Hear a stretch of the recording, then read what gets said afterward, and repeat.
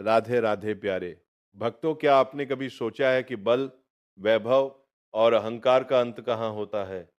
और क्या सच में हजारों भुजाओं का बल भी भगवान की इच्छा के सामने टिक सकता है? आज के इस गहन और दिव्य प्रसंग में हम जानेंगे बाणासुर की कथा, जिसमें एक ओर है अहंकार और शक्ति का मद और दूसरी ओर है भगवान शिव की करुणा तथा भगवान श्री कृष्ण की लीला। ये कथा केवल युद्ध या प्रेम की नहीं है, बल्कि ये हमें सिखाती है कि अहंकार कितना भी बड़ा क्यों न हो, उसका अंत निश्चित है। भगवान की कृपा से ही जीवन का सही मार्ग मिलता है। और सच्ची भक्ति वही है जिसमें निंदा, दोष दर्शन और अभिमान का त्याग हो। उषा और अनिरुद्ध के प्रेम प्रसंग के माध्यम से तथा बाणासुर और भगवान के दिव्य युद्ध के जरिए ये कथा हमें एक गहरा संदेश देती है। भजन को बचाना है तो मन, वचन और कर्म को शुद्ध करना होगा। तो आइए इस अद्भुत कथा के माध्यम से अपने जीवन को सुधारने का प्रयास करें और जाने की भक्ति कैसे बढ़े, माया के जाल से कैसे बचे और भगवान की सच्ची शरणागति कैसे प्राप्त करें। अंत तक जरूर सुने, ये कथा आपके जीवन की दिशा बदल सकती है। अंत तक जरूर सुने, ये कथा आपके जीवन की दिशा प्राप्त करें। अंत तक जरूर सुने, ये कथा आपके जीवन की दिशा प्राप्त करें। अंत तक जरूर सुने, ये कथा आपके जीवन की दिशा प्राप्त करें। अंत तक जरूर सुने, ये कथा आपके जीवन की दिशा भगवान शंकर तांडव कर रहे थे, तो दो तालियों से ऐसे बाणासुर ने ताल मिलाई, भगवान शिव प्रसन्न हो गए। कहा, शास्त्र व हजार भुजा वाला महान बलशाली विक्रम भगवान शिव की कृपा से अब दो भुजाएं। तो अगर सही ढंग का स्वास्थ्य हो तो फिर खुजली संभलती नहीं, बल्कि भगवान शिव का कृपा पात्र हजार भुजाएं। तो जिस पर्वत में मारे चक्राचोर, जाके दिग्गजों को ललकारा भाग पड़े, कोई उसके सामने नहीं। काफी समय विचरण करने के बाद भगवान शंकर के पास आए। कहा, जगत गुरु आज दूसरी तरह से प्रणाम था। भगवान शंकर ज्ञान समुद्र बोले, गुरु खुजली हो रही है, बुझाओ। मैं बोले मतलब, बोले आओ, आप ही आओ, हमारे बल दिया है। बाजार बुझा है तो आपसे युद्ध करना चाहता हूं। मुस्कुरा दिए भगवान ने कहा, एक माली भी जिस पौधे को सजाता है उसको उजाड़ता नहीं है तुम्हारी भुजाओं की खुजली। मैं तो नहीं मिटाऊंगा, लेकिन मेरे समान बलशाली आके मिटा देगा। तो जब प्रद्युम्न पुत्र अनिरुद्ध और उषा जी का बड़ा एकांतिक मार्मिक प्रसंग है कि उषा जी ने स्वप्न में देखा अनिरुद्ध जी को पहली बार। अब वो विकल, ना उनको भोजन अच्छा लगता ना नींद अच्छी लगती। तो जो उनकी परिचर्या में वो नौ कुमारी थी, आसपास राज सैनिक वयोवृद्ध या जो स्त्री पुरुष दोनों नहीं है, उनको लगाया जाता था। राजकुमारियों के महल की सुरक्षा में वयोवृद्ध, अनुभवी या जो स्त्री पुरुष दोनों नहीं, उनको लगाया जाता था। तो ऐसी व्यवस्था में उनके पास सखियां सेवा में रहती थी। कभी कभी कोई सूचना मिलने पर बाणासुरा के या उषा जी को इस तरह विक्षिप्त देख के ना भोजन ना नींद, ना तो उनकी एक बहुत प्रिय सखी चित्ररेखा थी जो बड़ी योगिनी थी, शक्ति संपन्न थी। उसने कहा, सखी मेरी सखी होते हुए तुम इतना उदास बोलो। न कोई ऐसा विषय है जो गुप्त विषय तुम बता नहीं सकती, वही तुम्हें इतना विक्षिप्त कर रहा है। मैं समझ रही हूं, कोई विषय तो है उनका। कहा, सखी मुझे एक स्वप्न में नौ कुमार के दर्शन हुए और अब मैं उसके बिना जी नहीं सकती। पर मैं ये नहीं जानती वो है कौन, कहाँ का है, क्या है। पर स्वप्न में मैंने देखा। उन्होंने कहा, स्वप्न में आपने देखा तो त्रिभुवन का कोई ऐसा नहीं है जिसका मैं चित्र ना बना सकूं। और तुम्हारे सामने साधारण कोई आ नहीं सकता, क्योंकि साधारण से तुम मोहित नहीं हो सकती। तो मैं असाधारण महापुरुषों के परिवारों का चित्रण करूंगी। तुम केवल इशारा दे देना, मैं योगिनी हूं। अपहरण उसका मैं कर लूंगी। स्वप्न में देखा था अनिरुद्ध जी को, और बड़े बड़े नाग लोग, स्वर्ग लोग, सब लोगों के बड़े बड़े जो सुंदर है, गंधर्व है, देवता है, यक्ष है। फिर मानव लोक का जो भगवान श्री कृष्ण का चित्र आया, मुस्कुराए, बोले बस कुछ मिलता जुलता ऐसा ये तो नहीं है। प्रद्युम्न जी बस का बिल्कुल नजदीक पहुंच चुके हो, मिलता जुलता ही चित्र है बिल्कुल। और जे ही अनिरुद्ध जी जी का आया स्वरूप पड़ी, बोले यही मेरे का अपहरण करने बोले। बहुत बड़ी जगह तुम्हारा स्वप्न का आसक्ति हुई है, पता है। द्वारिकाधीश भगवान श्री कृष्ण के नाती है अनिरुद्ध जी। सुदर्शन चक्र का रात दिन पहरा रहता है। द्वारिका में किसी का भी प्रवेश नहीं, बहुत महान जगह। तुम्हारी आसक्ति हुई, पर मैं अपने प्राण त्याग कर भी सकी। तुम्हें मुस्कुराते देखना चाहती हूँ।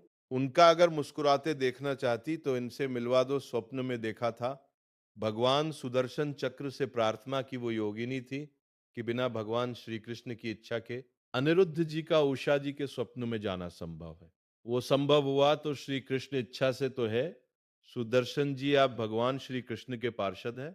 यदि श्री कृष्ण की इच्छा से ऐसा हुआ है तो मुझे उनकी इच्छा का संपादन करने के लिए आप निर्विघ्न मार्ग दीजिए। चली गई सुदर्शन जी ने बादल ही पहुंच पलंग सेट उठा लिया। अनिरुद्ध जी को योगिनी जी महल में आके उषा जी ने देखा, जो मेरे स्वप्न का विषय थे वो साक्षात गले लग गई चित्रखा जी के और कहा, तुम धन्यति धन्य मुझे कर दे अनिरुद्ध जी की जवाब अपना महल नहीं धैर्य पूर्वक।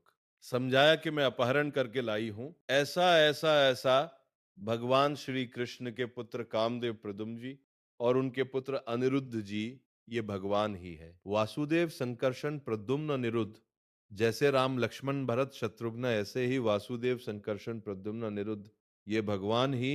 चार रूपों में भगवत स्वरूप अनिरुद्ध जी। अब तो क्या हास्य विनोद विविध प्रकार की क्रीड़ाएं।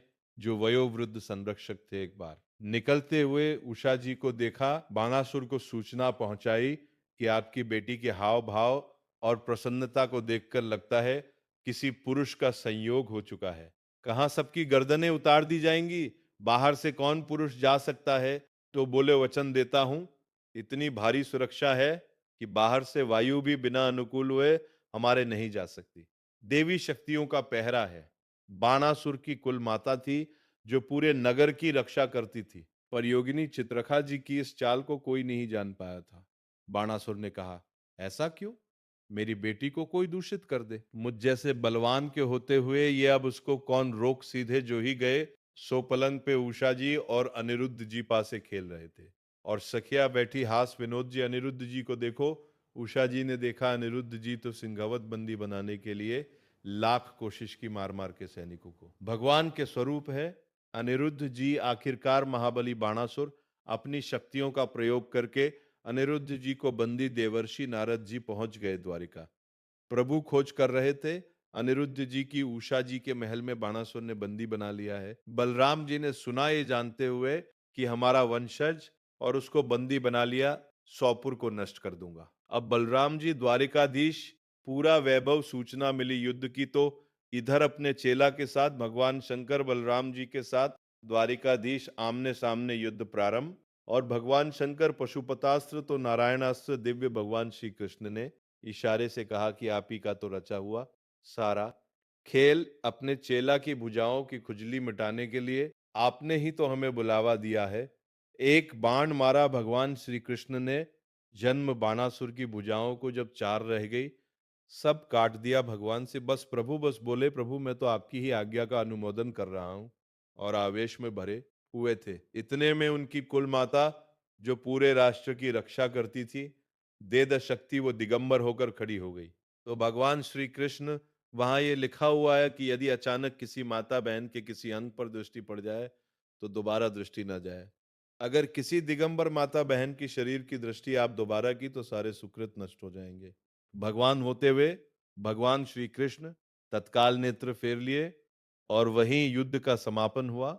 भगवान शिव जी ने समझाया कि उषा और अनिरुद्ध जी का विवाह हुआ। ये अहम इतना पुष्ट है कि अपने गुरुदेव से कह रहे हैं कि मेरी बुझाऊ की खुजली मिटा दो। यहाँ के शेष भमान परमांचन कृष्ण राधा, यदि आप अपने भजन को बढ़ाना चाहते हो तो नौश ग्रहण ना किसी की निंदा सुनो और ना स्वीकार करो कि ये दोषी है।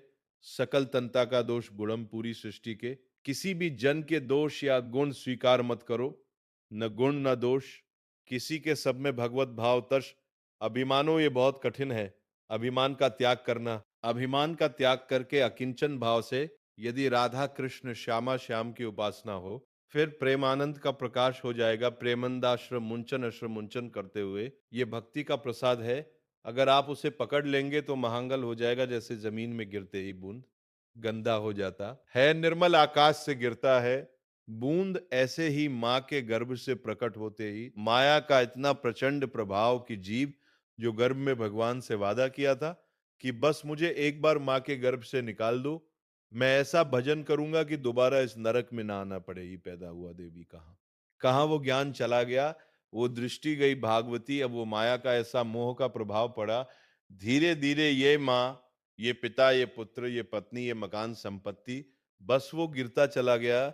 ममता से श्रीपाद कह रहे हैं, बहुत बार छोड़ चुके हो माता, पिता, पुत्र, पत्नी, परिवार, धन, संपत्ति, और तुमको याद भी नहीं है कि इसी सृष्टि में तुम्हारे कोई और है। तुम्हारा नया जन्म हुआ, नया घर, नया मकान, नया सब, फिर मरोगे, फिर नया, फिर मरोगे, फिर नया। ये कब तक चलता रहेगा? नाना प्रकार की चिंताएं, नाना प्रकार के क्लेश, नाना प्रकार के असंग्रह परिग्रह। फिर खाली हाथ यहाँ से वही पाप पुण्य कर्मों का बोझा लाद कर भटकते रहते हैं। हम पूरी सृष्टि में कभी ये योनि, कभी ये योनि, तो श्रीपाद कह रहे हैं अगर मेरी बात समझ सको तो तत्वासर इसके दो भाव है।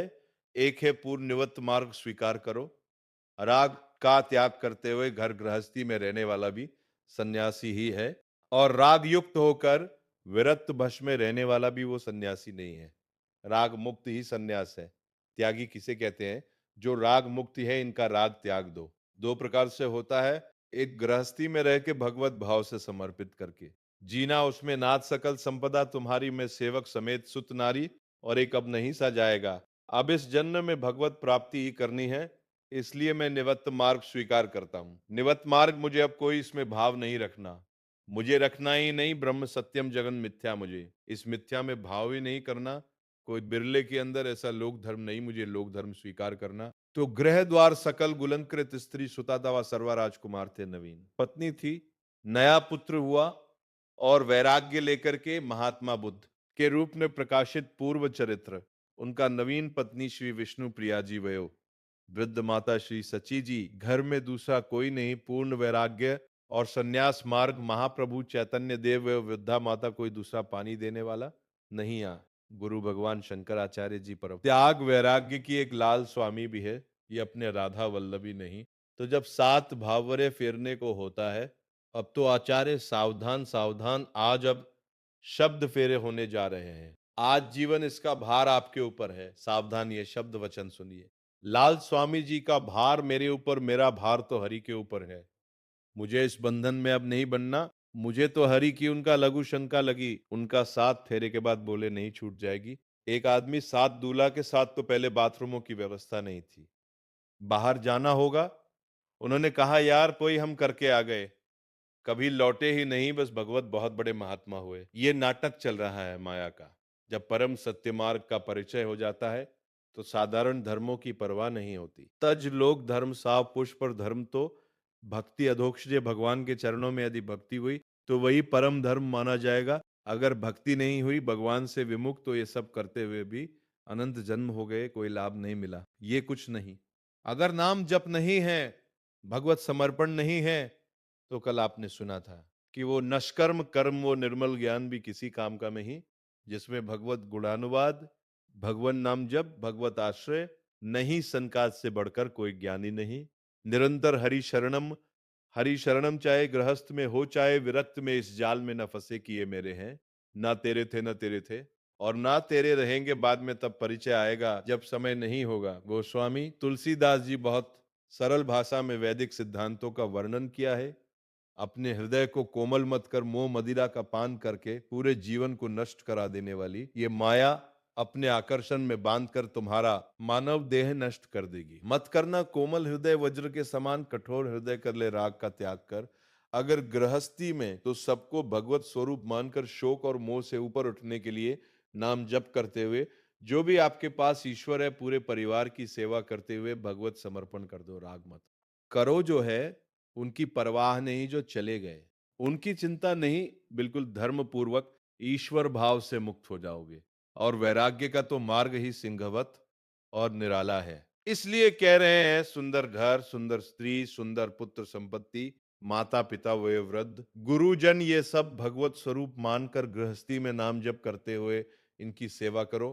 मंगलमय। अगर ममता में फंस गए, मोह में फंस गए, तो पूरा जीवन निपटा देगी माया। ना भजन होगा, ना भजन होगा, ना भगवत प्राप्ति की कोई बात होगी। पूरा इतना कीमती जीवन नष्ट हुआ। फिर मरे कोई माता पिता पत्नी पुत्र परिवार साथ नहीं, तो फिर अकेला अपने वही मोह जनित पाप कर्म करके फिर नई योनियों में जाएगा, फिर भटकेगा। इसलिए यो याया देव वृंदावन में मखिल स्तुते, धन्य धन्य धन्य है जो सर्वस्व का त्याग करके वृंदावन का अखंडवास स्वीकार कर लिया। और धन्य वो भी हो जाएगा जो वृंदावन का आश्रय लेकर सत्संग सुनते हुए भजन प्रारंभ कर दिया। गृहस्थी में रहते हुए अब अपने भजन को कैसे हम बचाएं, कैसे बढ़ाएं, कैसे उसको बचाएं, कृपा से भजन हमारा जो शुरू हुआ। बहुत विचित्र खेल माया का है। अगर किसी की निंदा की तो वो दोष तुम में बहुतायत रूप से आ जाएगा। ये बात गांठ बांध लो। क्यों अपने को नष्ट करना चाहते हो? किसी की भी निंदा की, किसी भी बात की अहम बुद्धि करके, वही तुम्हें भ्रष्ट कर देगा। वही बहुत जोर की वृत्ति आपके अंदर दोष की आ जाएगी। इसलिए नौ शरण वन, किसी की भी निंदा कभी भी मत सुनो। तत्काल अंगुली कान बेटा, बहुत बड़ी हानि है। इससे ये 61 बार तो श्लोक आए होंगे ऐसे जिनमें वर्णन किया। नो शरण वन, ये आप सत्संगी हैं, अपने ऊपर आप कृपा करें। कभी किसी की भी निंदा, अरे बहुत विचित्र बात है। निंदा की तो बात जाने दो। अगर भजन करते हो, हल्का शब्द निकल जाएगा तो भजन में विक्षेप पड़ जाएगा। हल्का शब्द हो गया तो भजन में विक्षेप पड़ जाएगा। ये हम देखते हैं। शब्द में त्रुटि हो गई तो भजन में फिर ये लोग जो बड़े बड़े अपराध करते हैं, भगवान जाने इनकी क्या गति होगी। कैसा इनका हृदय है कि ये मुस्कुरा रहे हैं अपराध करके। हल्का वचन निकल जाए जो सम्मान पूर्वक है, लेकिन उनके यथा योग्य नहीं है, तो उसमें भजन में अंतर पड़ जाए। नो शरण एकदम आदेश कर रहे हैं। किसी की कहीं भी निंदा है जो कान में उंगली डालो। इसीलिए जीवन भर एक सूत्र रहा है, असंग किसी से दोस्ती नहीं रही। क्योंकि जब अपनापन होगा तो खड़े होकर बात करेगा, एक की प्रशंसा करेगा, एक की निंदा करेगा। किसी से भी जरा सी प्रियता से बात कर दो, फंस गए सेवक जी महाराज। बहुत सावधानी से कह रहे हैं। तब सुख हरिवंश गुण, नाम रसना रटत और बहुवचन अति दुखदानी, तभी सुख है। जब हरिवंश के नाम और गुण को ये वाक इंद्री रटती रहे, ये रस स्वाद लेती रहे, और कुछ बोले तो दुख अदानी, निश्चित दुख में फंस जाओगे। नो शरण वन, बिल्कुल ये नियम ले लेना चाहिए। किसी की निंदा और निंदा सुनने में मन, बिल्कुल ये नियम ले लेना चाहिए। किसी के निंदा और निंदा सुनने में मन, बिल्कुल ये नियम ले लेना चाहिए। किसी की निंदा और निंदा सुनने में मन, बिल्कुल ये नियम ले लेना चाहिए। राजी रहता है अच्छा, और बहुत हर्षित होकर जैसे उसको राजपद मिलने जा रहा हो, ऐसे पूरे एकाग्रता, ऐसा ना वेदांत का सिद्धांत सुनेगा, ना भक्ति का सुनेगा, ना भगवान की महिमा निंदा हो रही है तो खसक के और नजदीक पहुंच जाएगा। पुनः बोलो हम सुना नहीं, अब अच्छा ऐसा हुआ। और आगे क्या पूरा रसास्वादन उसमें डूबे चले जा रहे हो। ये नहीं पता कि ये हमारे सारे पुण्य नष्ट करके नरक का रास्ता बन रहा है। नो श्रवण न ग्रहण सुनाई पड़ गया तो स्वीकार ही नहीं करना कि वो दोषी है। नहीं, भगवान जिसको जैसे चला रहे हैं, चल रहे, पूरी सृष्टि उन्हीं के चलाए। चल रही यंत्रमम माया नहीं, मुझे तो भगवान की दिव्य लीलाओं में जाना है। माया जनित लीलाओं के गुण दोष नहीं देखने ना सुनना है, और ना ग्रहण करना। ग्रहण करना होता है कि वास्तविक ऐसा ही है। हाँ, वो अरे वो दो अब जिंदगी भर, जब उसकी बात आएगी तो पहले वो दो अब जिंदगी भर, अब जिंदगी भर। अच्छा, वो घृणास्पद भाव तुम्हें भगवत प्राप्ति कभी नहीं होने देगा। घोर पापी में, नीच में भी स्वराध्य बुद्धि, मम मेरे आराध्य राधा, वल्लभ लाल विराजमान है। ये भाव रखना है। जितने भी शरीरधारी है, किसी के ना दोष सुनना है, ना ग्रहण करना है। वृंदावन सतखिल गुरिया सनम दंडपात, ऐसे भजन बचता है। ऊपर वाली पंक्ति से भजन बचता है। पर दोष दर्शन पर, दोष वर्णन पर, दोष श्रवण और प्रदोष चिंतन, ये सर्वनाश कर देता है। सर्वनाश। सच्चे माने किसी का भी उपहास कभी मत करना, कभी निंदा मत करना, कभी निंदा मत सुनना। नहीं, 100% आप लिख लो, कुछ दिनों में वो आपके ऊपर हावी होगा। किसी के प्रति भी दोष बहुत बहुत देखा है, बहुत बार देखा है। इसलिए कभी किसी के दोष सुने, कभी ऐसा ना, नहीं तो फंस जाएगा, फंस जाएगा। माया भगवती इतनी चतुर है कि जानने में नहीं आता कि मैं फंस रहा हूं, जानने में नहीं आता। और वृंदावन में तो कभी भूलकर किसी के प्रति दोष न करे, क्योंकि लाडली जो उन्हें पसंद किया उसको रखा है, तो फिर हमें दोष करने की क्या सामर्थ है। जब लाडली जो मुझ जैसे नीच को वृंदावन में रखे, तो उसको वृंदावन में रखे, तो हमारा अधिकार कैसे, जब हम अपने को देखते हैं तो हम बड़े अधिकारी थोड़ी हैं वृंदावन वास के। हम पर जब कृपा हुई तो उन पर भी कृपा हुई, तो जब उन पर कृपा होगी पूरी, तो वो भी महात्मा बन जाएंगे। हम दोष दर्शन क्यों करें? अगर वृंदावन के किसी भी बासी पर दोष दर्शन हो जाए तो प्रणाम दंड पाते, वो जाने या ना जाने, दूर से प्रणाम करें, प्रभु मेरे से गलती हो गई, क्षमा करो, प्रभु मैं आपकी महिमा को नहीं जानता। ऐसा पक्का समझ लो, नहीं भजन छीन हो जाएगा। भजन नष्ट हो जाएगा सब अभिमान, छोड़ करके श्यामा श्याम की आराधना के लिए धैन्य भाव। अत्यंत आवश्यक किसी भी तरह का कोई अभिमान नहीं होना चाहिए। रूप का, जवाली का, सब इन शरीरों का अभिमान, यवन, बाहुबल बहुत विचित्र है। कुछ भी हो जाए तो जीव का ऐसा गलत स्वभाव पड़ गया, वो अभिमान कर लेता है, हम अपने आप तो बहुत छोटे। भक्तों, अंत में बस इतना ही कहना है, ये जीवन बहुत अनमोल है, इसे व्यर्थ के अहंकार, निंदा और मोह में मत गवाइए। हम न जाने कितने जन्मों से इसी माया के चक्र में भटक रहे हैं। अब समय आ गया है कि हम भगवान के नाम का सहारा लें और अपने जीवन को सफल बनाएं। न किसी की निंदा करें, न किसी के दोष देखें, बस हर जीव में भगवान का ही स्वरूप मानकर प्रेम और भक्ति से जीवन जिए। याद रखिए, जो भजन को बचा लेता है वही वास्तव में जीवन को बचा लेता है। अगर आपको ये कथा और संदेश अच्छा लगा हो तो वीडियो को लाइक करें, शेयर करें और चैनल को सब्सक्राइब जरूर करें, ताकि ऐसे ही और भी भक्ति से भरे प्रवचन आप तक पहुंचते रहें। राधे राधे।